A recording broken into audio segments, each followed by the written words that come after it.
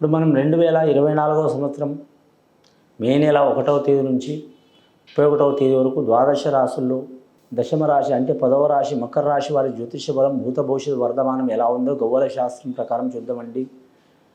మకర రాశి వారి పేరు మీద 9 గవ్వలు వేసి వాటిని లెక్కబెట్టి వారి జ్యోతిష బలం ఎలా ఉందో కెరీర్ విషయంలో, ఆరోగ్య విషయంలో, సంతాన విషయంలో, కుటుంబ విషయంలో, అలాగే మరి జాతకం పర్సనల్ లైఫ్లో, అలాగే విద్య విషయంలో, ఉద్యోగ విషయంలో, వ్యాపార విషయంలో ఎలా ఉందో సంతాన విషయంలో చూద్దామండి.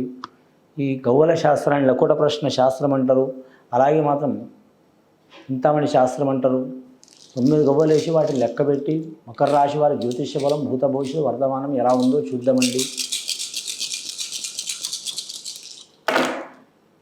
మకర రాశి వారికి 3 గవ్వలు పడ్డాయండి. గురు మహర్దశ నడుస్తుంది వారి జాతకానికి. గురు మహర్దశ గవ్వలు పడ్డాయండి. చాలా వరకు శుభకరం ఉన్నది వారి జాతక బలానికి. రాజయోగం ఉంటుంది. కూర్చుంటే రాజు, లేస్తే మంత్రి, తిరిగితే శనాధిపతి అన్నట్టు ఉంటుంది. వీరి జాతక బలానికి పంచాంగ శాస్త్ర ప్రకారం ఎల్నాటి శని ప్రభావం ఉన్న మాత్రం గవ్వల శాస్త్ర ప్రకారం గురుబలం ఉంది కాబట్టి వీరికి ఎక్కడ పోయినా మాత్రం ఎన్ని చిక్కులు ఇబ్బందులు వచ్చినా వీరి తెలివితో మాత్రం అనుకున్న సాధించే అవకాశాలు ఉన్నాయండి. స్త్రీలు కావచ్చు, పురుషులు కావచ్చు, శతకోటి దరిద్రానికి అనంతర కోటి ఉపాయాలు అన్నట్టు వీరికి ఎన్ని ఇబ్బందులు వచ్చినా సరే సాధించే అవకాశం ఉందండి. అలాగే మకర రాశి వారి జాతకం స్వభావం చూడాలంటే మాత్రం లక్ష్మీ కళ స్వభావం ఉంటుంది. వారి జాతకానికి పట్టుదల అధికం ఉంటుంది. రక్షణ రంగంలో కావచ్చు, అలాగే వీరి జాతకంలో చూడాలంటే మాత్రం ఏ డిపార్ట్మెంట్ అయినా సరే మాత్రం వారు చేసే వృత్తిని ఖచ్చితంగా మంచి ఫలితాలు కలిసి వచ్చే అవకాశం ఉంటుందండి.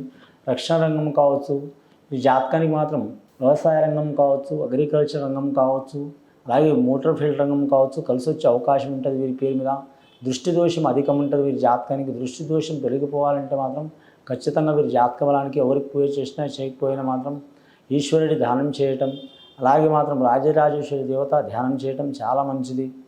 అలాగే అష్టలక్ష్ములకు పూజ చేయడం చాలా వరకు మంచిదండి. కానీ లేదా మాత్రం ఏ అమ్మవారికైనా పూజ చేయడం మంచిది, కులదేవతను పూజ చేయడం కూడా మంచిది.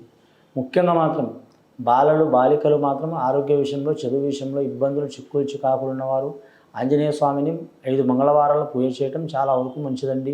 5 మంగళవారాలు మాత్రం ఖచ్చితంగా వారు మాత్రం నువ్వుల నూనె తీసుకొని ఆ స్వామికి అని మాత్రం ఎరుపు గంధం పూసి ఖచ్చితంగా మాత్రం మల్లెపూల మాల వేసి 5 సార్లు రామరామ జయ రామరామ శ్రీరామ రక్ష సర్వజగ రక్ష అని మాత్రం ప్రదక్షిణం చేయడం చాలా మంచిదండి. స్త్రీలైనా, పురుషులైనా, అలాగే బాలికలైనా చాలా వరకు మంచిదండి.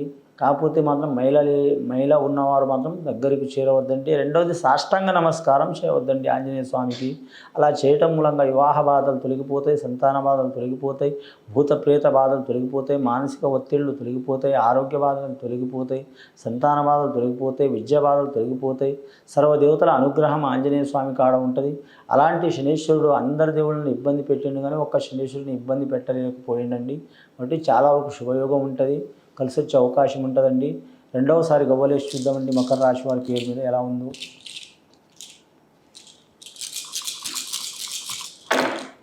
రెండవసారి గవ్వలేస్తే మాత్రం 5 గవ్వలు పడ్డాయండి వారి జాతక బలానికి. కానీ మాత్రం పంచముఖి ఆంజనేయ స్వామి స్వరూపం పడ్డది. అలాగే నేచర్స్ కూడా సహకారం చేసే అవకాశం ఉంటుంది. వీరి జాతకంలో చూడాలంటే మాత్రం ముఖ్యంగా భూమి విషయంలో, స్థల విషయంలో మాత్రం ఇబ్బందులు వచ్చే అవకాశాలు ఉన్నాయండి. గృహం కట్టాలనుకునే వారికి, కొనాలనుకునే వారికి, తీసుకోవాలనుకునే వారికి ఇబ్బందులు వస్తాయి, జాగ్రత్తగా ఉండాలండి. వ్యాపారస్తులకు మాత్రం ఒక రకంగా లాభం వస్తే ఒక చేతితో లాభం వస్తే 2 భాగాలు మాత్రం నష్టం వచ్చే అవకాశం ఉందండి. ఇక విద్యార్థులకు మాత్రం మానసిక ఒత్తిడి చాలా ఉంటుంది. వివాహమైన వారికి భార్యాభర్తలో గొడవలు, చిక్కులు, చికాకులు తప్పవండి. చాలా జాగ్రత్తగా ఉండాలి. అలాగే పెద్దల ఆస్తి కోరే వారికి మాత్రం కలిసి వచ్చే అవకాశం ఉన్నది. అన్నదమ్ముల సహకారం ఉంటుంది వీరి పేరు మీద. ముఖ్యంగా వీరి జాతకానికి వ్యవసాయదారులు అయితే మాత్రం 2 పంటలో ఒక పంట ఫలితం ఉంటుంది, ఒక పంట నష్టయోగ బలం ఉంటుందండి.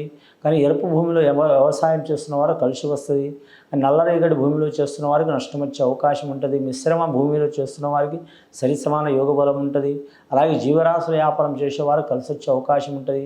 మత్స్యరంగంలో ఉన్నవారికి ఇబ్బందులు తప్పవు. అలాగే మాత్రం చెట్ల క్రియ వ్యాపారం అంటే నర్సరీకి సంబంధించిన వ్యాపారం చేసేవారు కూడా కొన్ని నష్టాలు వస్తాయి, జాగ్రత్తగా ఉండాలండి. ముఖ్యంగా డాక్టర్స్ రంగం వారికి, ఆరోగ్యం రంగం వారికి మంచి యోగ బలాలు ఉంటాయండి. అలాగే వీరి జాతక బలానికి వైద్య రంగానికి, విద్య రంగానికి సంబంధించిన వారికి మంచి యోగ బలాలు కలిసి వచ్చే అవకాశం ఉంటుంది.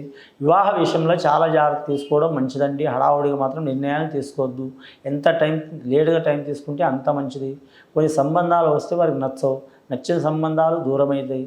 అలాగే మాత్రం వీరికి నచ్చితే వారికి నచ్చదు, వారికి నచ్చితే వీరికి నచ్చదు, అందరికి నచ్చితే టైం కుదరదు, ముహూర్తం కుదరదు. కాబట్టి వివాహ విషయంలో మాత్రం చాలా లేటుగా నిర్ణయం తీసుకోవడం చాలా మంచిది. కొందరు వివాహం కావట్లేదు, చాలా లేట్ అయింది అనుకోవచ్చు. కొందరు ఎవరికి ఏ ముచ్చట జరిగే టైంకి ఆ టైంకి జరగాలి అని కొందరు అనుకుంటారండి. కానీ ఏ పని ఎప్పుడు జరగాలో అప్పుడే జరుగుతుంది. కాబట్టి కళ్యాణం వచ్చినా కక్కు వచ్చినా ఆగదంటారు. కాబట్టి జరిగే అవకాశం అయితే తప్పకుండా ఉంటుంది. కొద్దిగా టైం తీసుకోవడం మంచిదండి.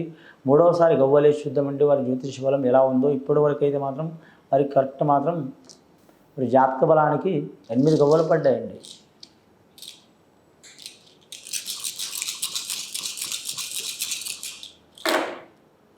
ఇంకా 3 గవ్వలు పడ్డాయండి. గురు మహర్దశ జాతకం గవ్వలు పడ్డాయి. విష్ణు ఈశ్వర్ బ్రహ్మస్వరూపం, అలాగే లక్ష్మీదేవత, పార్వతీమాత, శక్తిగల దేవత, సరస్వతి దేవత అనుగ్రహం చాలా ఉంటుంది స్త్రీలకు పురుషులకు.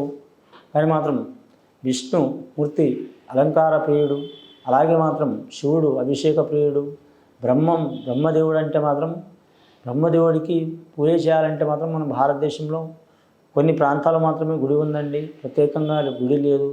కాకపోతే మాత్రం బ్రహ్మ ముహూర్తంలో మాత్రం ఆ బ్రాహ్మణి దేవత అంటే బ్రహ్మస్వరూపం ఉన్న దేవత, సరస్వతి దేవత కావచ్చు, శక్తి దేవత కావచ్చు, గాయత్రి దేవత కావచ్చు, పూజ చేయడం, పని మొదలు పెట్టడం చాలా వరకు మంచిది. కొన్ని పనులు బ్రహ్మ ముహూర్తంలో చేయడం మంచిదండి. ఉదయం 3:30 నుంచి పడితే 4:30 వరకు బ్రహ్మ ముహూర్తం అంటారు. చాలా వరకు కలిసి వచ్చే అవకాశం ఉంటుంది వీరి జాతక బలానికి. లేదా 3 నుంచి 5 లోపల కూడా బ్రహ్మ ముహూర్తం ఉంటుందండి. కానీ వీరి జాతక బలానికి చూడాలంటే మాత్రం గవర్నమెంట్ ఉద్యోగస్తులకు మాత్రం తిరుగు ఉండదు. రాజకీయ నాయకులకు మాత్రం అతి కష్టంగా రాణించే అవకాశం ఉంటుందండి. వీరి పేరు మీద శత్రువులు ఎక్కువ తయారయ్యే అవకాశం ఉంటుంది.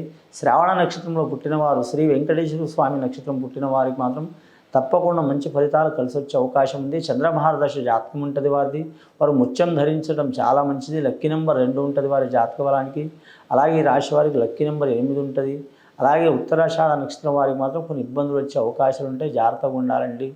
ముఖ్యంగా వీరి జాతకంలో చూడాలంటే ధనిష్ఠ నక్షత్రం వారికి మాత్రం చాలా మంచి ఫలితాలు కలిసి వచ్చే అవకాశాలు ఉన్నాయండి. ధనిష్ఠ నక్షత్రం వారి మాత్రం మంగళవారం రోజు అనుకూలం ఉంటుంది వీరి పేరు మీద. ముఖ్యంగా వీరి జాతకంలో చూడాలంటే మాత్రం బాలబాలికలకు మాత్రం కొన్ని ఇబ్బందులు వస్తాయి. విద్య విషయంలో, ఆరోగ్య విషయంలో, కుటుంబ విషయంలో జాగ్రత్తగా ఉండాలండి. పెద్దలు మాత్రం నుంచి వీరికి కొన్ని మాటలు పడే అవకాశం ఉంది.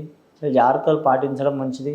మొత్తం గవ్వలు 11 గవ్వలు పడ్డాయండి. చంద్రమహారదశ గవ్వలు పడ్డాయి, శుభయోగం గవ్వలు పడ్డాయి. కలిసి వచ్చే అవకాశం ఉంటుంది వీరి జాతక బలానికి. గవర్నమెంట్ లోను ఉద్యోగం కోరుకోవాలనుకునే వారికి మాత్రం కోరుకున్న వారికి తప్పకుండా వారి ఆశయం నెరవేరే అవకాశం ఉంది. ముఖ్యంగా మాత్రం కళాకారులకు, క్రీడాకారులకు, రాజకీయ నాయకులకైతే అతి కష్టం మీద వీరు నిలబడే అవకాశం ఉందండి. వీరి మీద నిందలు, చిక్కులు, చికాకులు, గొడవలు చాలా వస్తాయి. కాబట్టి ఈ నెల మాత్రం ఎంత ఓర్పు పట్టుకుంటే అంత మంచిది. మకర రాశి వారికి ఓర్పు కూడా ఉంటుంది, సహనం ఉంటుంది. కోపం వస్తే మాత్రం ఎవరికి వినరు, అసంటి స్వభావం ఉంటుందండి. కొద్దిపాటి వాళ్ళు సహనం పాటిస్తే తిరుగు ఉండదండి. వారి మీద ఉన్న చిక్కులు, చికాకులు తొలగిపోయే అవకాశాలు ఉన్నాయండి. ఇది విని చూసి ఆచరించే వారికి, మకర రాశి వారికి గొప్ప ఫలితాలు కలిసి వస్తాయండి. శుభం భూయాత్.